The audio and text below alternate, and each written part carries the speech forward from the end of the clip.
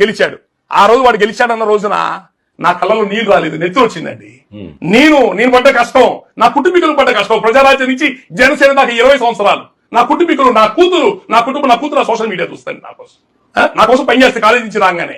నా కుటుంబం పడ్డ కష్టం, నేను పడ్డ కష్టం, నా జాతి పడ్డ కష్టం మొత్తం నాశనం అయిపోయింది. వీళ్ళు పార్టీ పెట్టే టైం కానీ వీళ్ళు తీసుకునే నిర్ణయాలు సరిగ్గా తీసుకోకపోవడం వల్ల మా కష్టం, పేద కులాలు యువత వీళ్ళందరి కష్టం నాశనం అయిపోయింది. అధికారం లేదు, వాగులు మెట్టలేదు. రెడ్లకి కమ్మలకి ఊడిగా చేసి వాళ్ళని గెలిపించడానికి పనికొచ్చాం ప్రజారాజ్యాన్ని జనసేన. ఆ రోజు కళ్ళం నీళ్లు అలా నెత్తురు వచ్చింది.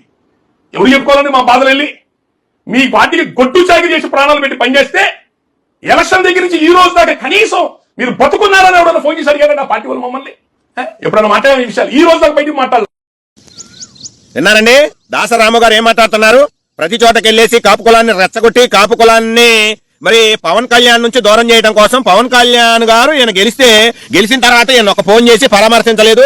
మరి ఇంత కష్టపడ్డావు దాసరాము నా కోసం అని చెప్పేసి మరి ఏ తిలోదకాలు ఏ యొక్క పరమాత్మలు ఇవ్వలేదని చెప్పేసి బహిరంగంగానే చెప్తున్నారు. వాళ్ళ కుటుంబం సోషల్ మీడియాలో పనిచేయడం వల్లే మరి ఇలా పవన్ కళ్యాణ్ గారు ప్రజారాజ్యం కూడా ఈయన వల్లే గెలిచిందని చెప్తా ఉన్నారు. మరి రాష్ట్రం మొత్తం కూడా మరి దాసరాము గారు చెప్తేనే అందరూ ఓట్లేశారు. మరి 2019లో పవన్ కళ్యాణ్ గారు 2 చోట్ల పోటీ చేసినప్పుడు మరి నీ యొక్క ప్రసంగాలు ఏమైపోయినాయి?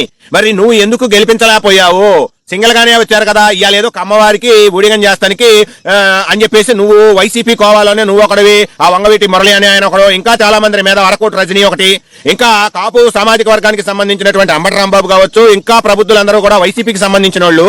మరి పవన్ కళ్యాణ్ గారు కాపుల తరపున నేను నుంచుంటానని చెప్పి పోటీ చేసినప్పుడు మీరందరూ కూడా ఏ పార్టీల్లో ఉన్నారు? మిగతా వాళ్ళందరూ ఇవాళ వచ్చి సంఘీభావాలు తెలియజేస్తా రైతులకు మద్దతు ధర అని చెప్పేసి ఇవాళ కాపులు రెచ్చగొట్టేసి మామిళ్లపల్లిలో ఎంత రాద్ధాంతం చేస్తా ఉన్నారు. కులాల మధ్య కుంపట్లు పెట్టి పవన్ కళ్యాణ్ అనేవాడు కమ్మోళ్ళకి ఇలా కాపుగాసి చేస్తున్నాడని చెప్పేసి ఒక క్రియేట్ చేయడం కోసం పవన్ కళ్యాణ్ మీదే ఇవాళ ప్రొఫెసర్ నాగేశ్వరరావు మరి ఏ విధంగా మాట్లాడారండి? దాసరాము కావచ్చు, మిగతా వాళ్ళందరూ టార్గెట్ నారా చంద్రబాబు నాయుడు గారు కాదు, ఓన్లీ పవన్ కళ్యాణ్ గారు కాపుల ఓట్లు చీలవటం కోసం వీళ్ళందరినీ పౌలుగా అస్త్రాలుగా వదిలేటువంటి జగన్మోహన్ రెడ్డి ఆడించే అరాచక ఆటలో ఇవాళ కాపు సామాజిక వర్గాన్ని రెచ్చగొట్టే వ్యాఖ్యలు చేస్తూ ఈ కాపు సామాజిక వర్గం కూడా మొత్తం కూడా నిలబడి ఆ రోజున పవన్ కళ్యాణ్ గారు పార్టీ పెట్టినప్పుడు వీళ్ళందరూ కూడా ఏ పార్టీల్లో ఉన్నారండి? కొంతమంది కాంగ్రెస్ లో ఉన్నారు, కొంతమంది వేరే పార్టీల్లో ఉన్నారు. మరి ఆ రోజున పవన్ కళ్యాణ్ గారు మీ జాతిని ఉద్ధరించడం కోసం వచ్చినప్పుడు ఈ అరకోటి రజనీ గారు కావచ్చు, మిగతా వాళ్ళు కొంతమంది సపోర్ట్ చేశారు, నేను కాదంటం లేదు. మరి దాసరాము గారు కూడా సపోర్ట్ చేశారు. మరి ఆ రోజున మీరు ఎందుకు గెలిపించలేకపోయారు?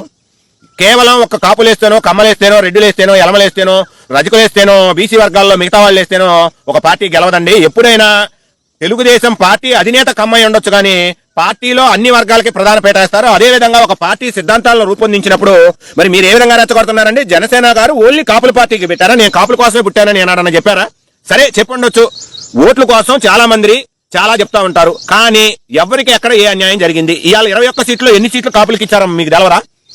మరి ఎందుకు మాట్లాడతారు? మీ ఒక్కళ్ళకేదో పర్సనల్ గా అన్యాయం జరిగిందని చెప్పేసి ప్రతి ఒక్క దాన్ని తీసుకొచ్చేసి వైసీపీలో ఉన్నటువంటి కాపు నాయకులతో పాటు మేము కష్టపడ్డాం, వైసీపీ వాళ్ళకి సపోర్ట్ చేస్తా పవన్ కళ్యాణ్ గారిని విమర్శించడానికి గల అంతరార్థం ఏందో ప్రజలు అర్థం చేసుకోలేని స్థితిలో ఏమీ లేరు. మీరు ఆడే ఆటల్లో కాపులని రెచ్చగొట్టి పవన్ కళ్యాణ్ గారి నుంచి కూటమి ప్రభుత్వం నుంచి కాపులను దూరం చేసి ఆ కాపు ఓట్లు తీసుకెళ్లేసి గొమ్మా గుప్తిగా మరి ఇప్పుడు నువ్వు రెడ్డి గారికే కదా నువ్వు ఊడిగం చేస్తుంది. మరి రెడ్డి గారికి అనుకూలంగా మాట్లాడతా రెడ్డి గారి అనుకూల మీడియాకి వెళ్ళేసి మేము ఇలా చేసామని ఎందుకు చెప్తున్నావు? నువ్వు ఒకడివి. మరి ప్రొఫెసర్ నాగేశ్వర్ అనే వ్యక్తి కూడా ఇవాళ ఎవరిని టార్గెట్ చేస్తున్నాడు? పవన్ కళ్యాణ్. మరి మిగతా వైసీపీలో ఉన్నటువంటి కాపు నాయకులందరూ కూడా ఎవరిని టార్గెట్ చేస్తున్నారు? పవన్ కళ్యాణ్. తమిళనాడులో విజయ్ గెలిస్తే మరి సింహం సింగిల్ గా వెళ్ళి గెలిచింది, పవన్ కళ్యాణ్ ఇట్లా ఓడిపోయారు 2 చోట్ల కూడా అని చెప్పేసి ఎద్దేవా చేస్తుంది కూడా మీ కాపు నాయకులే. మరి పవన్ కళ్యాణ్ గారు స్పష్టంగా చెప్పారు, నేను ఒక కులం కోసం పార్టీ పెట్టలేదు, అన్ని కులాల వారు ఓటేస్తేనే నేను ఈ విధంగా ఇవాళ అధికారంలో ఉన్నాను. మరి నేను ఒక్కడిగా వెళ్ళినప్పుడు మీరు ఎందుకు గెలిపించలేకపోయారు? అలా మాట్లాడే వాళ్ళందరూ కూడా ఖబర్దారని చెప్పేసి బహిరంగంగా చెప్పారు. మళ్ళీ ఆ మాటను కూడా వక్రీకరించి నాకు కాపులతో పని లేదు, నేను కమ్మవారికే ఒడిగం చేస్తానని చెప్పేసి మీ యొక్క జపానా కొడుకులే మాట్లాడుతూ ఉన్నారు. ఇవాళ కమ్మల కాపులు రెడ్లు ఇవన్నీ కాదు, కూటమి ప్రభుత్వంలో అందరూ కలిసిమెలిసి ఉంటే చూసి వారవలేక కళ్ళల్లో నిప్పులు పోసుకున్నటువంటి జగన్మోహన్ రెడ్డి మరి ఇవాళ ప్రొఫెసర్ నాగేశ్వరరావు ఏ విధంగా చెప్పారంటే అమిత్ షా గారి దగ్గరికి వెళ్ళి చెప్తే మరి ఇవాళ ప్రొఫెసర్ నాగేశ్వర ఏం మాట్లాడుతున్నాను, నిన్న నన్ను అరెస్ట్ చేయడానికి పోలీసులు వచ్చారు అన్నాడు. అసలు మరి నువ్వు తెలంగాణ అని చెప్పి నిన్న జర్నలిస్టులు అందరూ కూడా తెలంగాణ వాళ్ళు ఆంధ్ర వాళ్ళు ఖబర్దార్ అంటున్నారు.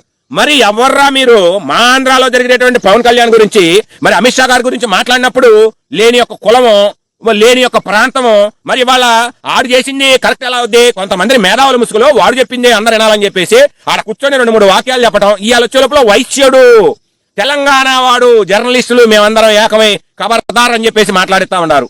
అసలు పవన్ కళ్యాణ్ గారి గురించి అంతర్గత విషయాలు వీడు పబ్లిక్ గా మాట్లాడాల్సినంత అవసరం ఎందుకు వచ్చింది? నిన్న తెలంగాణ పోలీసులు ఎందుకు వచ్చారు? 10 టీవీలో జరిగినటువంటి కుంభకోణాల గురించి ఆయనకు నోటీస్ ఇవ్వడానికి వచ్చారు. మరి ఆయన ఏం జడ్జి చేసుకుంటున్నారని ఇప్పుడు అరెస్ట్ చేయండి అని చెప్పేసి 4 జర్నలిస్ట్ వేసుకొని ఇంకా ప్రాంతీయవాదాన్ని రెచ్చగొట్టి బతకాలని చూస్తా ఉండవు. మరి నీ ప్రాంతీయవాదం రెచ్చగొట్టి ఇంకా తెలంగాణ సెంటిమెంట్ తోటి వాడుకొని మళ్ళా ఇప్పుడు ఖబర్దార్ అని చెప్పేసి జగన్మోహన్ రెడ్డికి ఒక అనుకూలమైన శక్తిగాను ఉద్భవించి పవన్ కళ్యాణ్ ఇరకాటంలో పెట్టాలని చూస్తా ఉన్నావు, రెచ్చగొట్టాలని చూస్తా ఉండవు. ప్రజలందరూ గమనిస్తానే ఉన్నారు. ఈ యొక్క ప్రొఫెసర్ నాగేశ్వర్ కావచ్చు, దాసరాము కావచ్చు, వీళ్ళందరినీ వైసీపీ ఆడే ఆటలో వీళ్ళు వైసీపీ కోవర్తులుగా పనిచేస్తా, న్యూట్రలిస్ట్ గా నటిస్తా, జనాలను మోసం చేస్తానికి చూస్తా ఉన్నారు. ప్రజలారా గమనించండి, తస్మాత్ జాగ్రత్త. ప్రజలు అందరూ కూడా కలిసికట్టుగానే ఉన్నారు. 2 వ్యక్తుల మధ్య జరిగే వాటిని తీసుకొచ్చేసి ఇవాళ ప్రధానంగా ఇవాళ కులాల మధ్య పెట్టేసి పవన్ కళ్యాణ్ గారిని బ్లేమ్ చేయడానికి చూస్తా ఉన్నారు. ప్రజలందరూ గమనించాలి. వ్యక్తుల మధ్య గొడవలు అనే చూడండి, దాని కులాల మధ్య ఏమీ ఉండదండి. దయచేసి అందరూ గమనించి కూటమికి లో ఏ విభేదాలు లేవు, బాగానే అందరూ కలిసిమెలిసి ఉంటున్నారు. ఇట్లాంటి వాటి జపానా కొడుకుల మాటలు మీరు పట్టించుకోవద్దని మిగతా కులాలందరి వారికి కూడా నేను విజ్ఞప్తి చేస్తున్నాను. జై హింద్, జై జన్మభూమి.